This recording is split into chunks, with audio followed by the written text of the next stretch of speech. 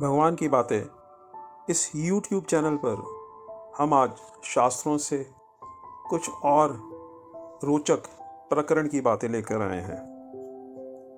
आपने लोगों को कहते सुना होगा कि ये जीव तो इस संसार में फंसा हुआ है, माया ने इसे फंसा लिया है।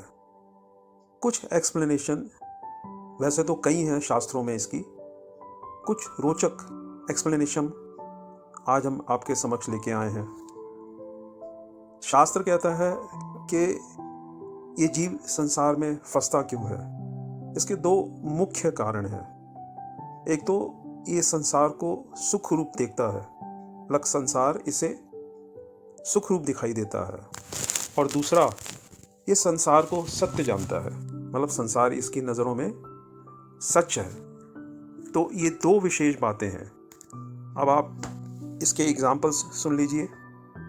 हमें भूख लगती है तो भूख वास्तव में हमें लगती है, हम इसका अनुभव करते हैं। हम ही क्या, हर जीव इसका अनुभव करता है। और भोजन सत्य प्रतीत होता है।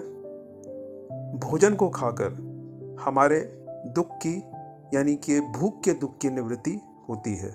प्रत्यक्षतः ये संसार सत्य भी प्रतीत होता है और सुख रूप भी प्रतीत होता है, क्योंकि भोजन करने पर हमें एक विशेष प्रकार की सुख की अनुभूति होती है। और एक एग्जाम्पल लें, गर्मी के मौसम में हमें कितनी असुविधा महसूस होती है, कितनी गर्मी लगती है। यानी कि गर्मी का लगना सत्य है, प्रतीत होता है, अनुभव में आता है। और जब हम एसी में बैठते हैं, ऐसे वातावरण में, गर्म वातावरण में, तो हमें एक विशेष सुख की अनुभूति होती है। तो संसार हुआ ना सत्य और सुख रूप। तो हम इन्हीं दो वजहों से संसार में फंसते हैं। अब एक कॉम्बिनेशन और लेते हैं। हमें संसार कहीं कहीं सुख रूप तो प्रतीत होता है, पर सत्य नहीं प्रतीत होता। उन केसेस में भी हम फंसते हैं। एग्जाम्पल के तौर पे लें कि हम मूवी देखते हैं, सिनेमा हॉल में जाते हैं, पैसे खर्चते हैं। हमें पता है कि जो भी पर्दे पर हो रहा है वो असत्य है, लेकिन हम इमोशनली उसके साथ अटैच्ड हो जाते हैं, हंसते हैं, गुस्सा आता है हमें कोई कोई सीन देख के। कहीं कहीं हम रो पड़ते हैं, कहीं कहीं हम अफसोस करते हैं, किसी किसी सीन में हमारे मन में प्रेम की भावना उमड़ पड़ती है। ये सब जानते हुए भी कि जो हम देख रहे हैं वो असत्य है, लेकिन हम सुखी होते हैं। तो इस कॉम्बिनेशन से भी हम संसार में फंसते हैं। और एक उदाहरण लेते हैं। हम कल्पनाओं में कुछ का कुछ संसार रच लेते हैं, कल्पना करते हैं कि हमने टिकट खरीदा लॉटरी का और उसकी हमारे को 10 करोड़ की लॉटरी निकल आई। फिर हमने कैसे कैसे उस 10 करोड़ को भोगा, उससे हमें सुख की प्रतीति होती है, यह जानते हुए भी कि हम शेख चिल्ली की तरह से सिर्फ ख्यालों ही ख्यालों में 10 करोड़ के मालिक बन गए। ना हमने लॉटरी खरीदी, ना हमारे पैसे लॉटरी से आए, ना हमने उनको खर्च करा। एक ये भी इस तरह का एग्जाम्पल है। अब एक तीसरा कॉम्बिनेशन लेते हैं। संसार तो दुख रूप है, लेकिन ये सत्य है। ये कॉम्बिनेशन भी हमें संसार में फंसाता है। संसार को सुख जानकर इसके दुखों को भी हम वास्तविक समझते हैं, और इन दोनों का जोड़ा भी हमें संसार में कैसे फंसाता है, एग्जाम्पल के तौर पर समझते हैं। हमारे पेट में दर्द है, तो पेट का दर्द सत्य प्रतीत होता है और वो दुख रूप है।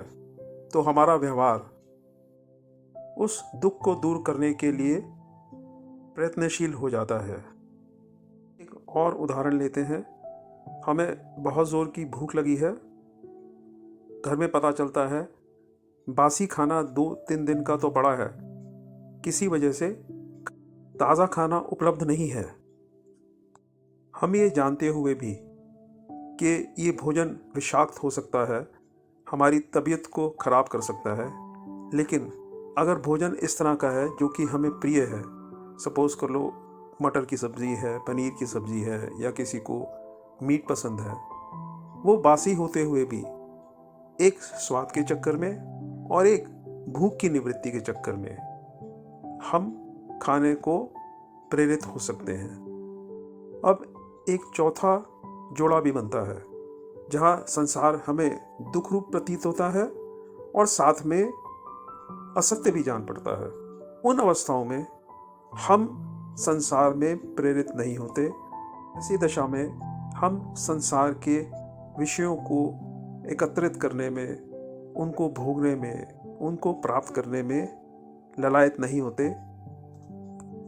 इसका एक उदाहरण लेते हैं, मरीचिका यानी कि मिराज। हमें तपती रेत में दूर से पानी दिखाई देता है।